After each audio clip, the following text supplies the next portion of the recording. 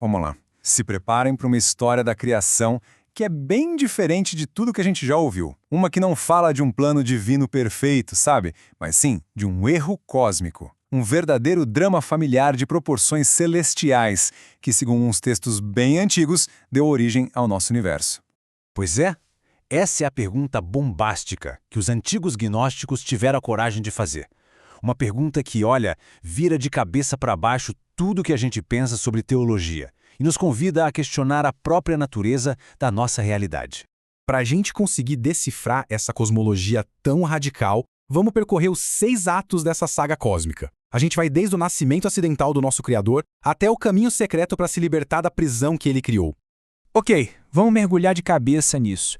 Quem é, afinal de contas, essa figura central, esse Criador todo imperfeito que, segundo o mito, governa o nosso mundo? Os gnósticos chamavam ele de demiurgo, que quer dizer artesão. Mas olha só, os outros nomes dele já entregam a sua verdadeira natureza. Saklas, em aramaico, significa o tolo, e Samael, o deus cego. Ele é o arquiteto do mundo físico. Só que, e aqui está o ponto principal, ele não faz a menor ideia da realidade superior de onde ele surgiu, meio que por acidente. E essa é a declaração de poder dele. É um eco de arrogância que nasce, da mais pura ignorância. Nos textos gnósticos, quando ele se declara um deus ciumento, ele acaba se traindo. Pensa bem, se não existisse nenhum outro deus, ele teria ciúmes de quem? É esse paradoxo que revela a condição inferior dele. Mas de onde é que veio essa criatura tão poderosa e ao mesmo tempo tão falha? A origem dele não está num ato de criação planejado, não. Está mais para um momento de paixão e desequilíbrio lá no reino divino. A história toda começa com Sofia, a sabedoria, que era uma das emanações da plenitude divina. Num impulso, ela resolve agir sozinha e gera uma criatura sem a sua contraparte masculina. O resultado? Uma abominação, um ser totalmente incompleto.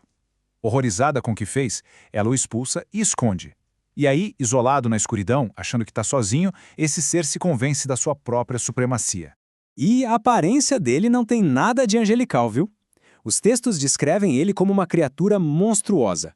Parte leão, que simboliza o domínio e a fúria, e parte serpente, que é o caos primordial. Os olhos dele, que brilham como fogo, não são de iluminação, mas sim de um poder bruto e ignorante. Sozinho no vazio, Yaldabaoth tenta imitar o ato criador da mãe dele. Só que as criações dele acabam refletindo a sua própria natureza imperfeita. Ele então gera seus próprios assistentes para governar a matéria, os arcontes. Esses aqui são os 7 filhos principais dele. Cada um governa uma das 7 esferas planetárias que, segundo a crença, aprisionam a Terra. E a aparência deles é muito bizarra. São híbridos de animais, representando as forças brutas e instintivas que governam o cosmos material. Eles são basicamente os guardiões da nossa prisão cósmica. E essa burocracia do caos só se expande. Cada um desses 7 arcontes cria mais 6 anjos para si, o que dá um total de 365 anjos demoníacos. E esse número não é por acaso não. Eles governam os dias do ano, garantindo que o sistema do destino, do tempo e do esquecimento continue intacto dia após dia. É exatamente aqui que a nossa história se encaixa. Como é que a humanidade foi criada nesse universo falho e, principalmente, por quê? Num ato de ironia máxima, Yaldabaoth decide criar um ser à sua imagem para servi-lo. Ele sopra na sua criação, mas o espírito que ele transmite não é dele. É o poder da luz que ele, sem saber, herdou e roubou da mãe, Sofia. E é assim que a humanidade nasce com uma dualidade trágica. Uma alma divina presa dentro de um corpo de matéria. Para manter essa centelha divina adormecida, os arcontes usam toda uma série de estratégias. Eles nos dão um espírito falsificado, que é o ego, que faz a gente se identificar com o mundo material. Eles nos distraem com desejos, nos escravizam a um destino que já está traçado e, através da reencarnação, nos fazem esquecer nossa verdadeira origem a cada novo ciclo de vida. Mas olha, mesmo na escuridão mais profunda, a luz pode encontrar uma brecha. E a esperança surge de um lugar totalmente inesperado, de um dos próprios filhos do demiurgo. Sabaoth, um dos 7 principais arcontes, era diferente do pai e dos irmãos. Enquanto Yaldabaoth é a pura arrogância, Sabaoth experimenta o arrependimento. Ele representa a possibilidade de que a consciência pode despertar, mesmo dentro do próprio sistema de controle.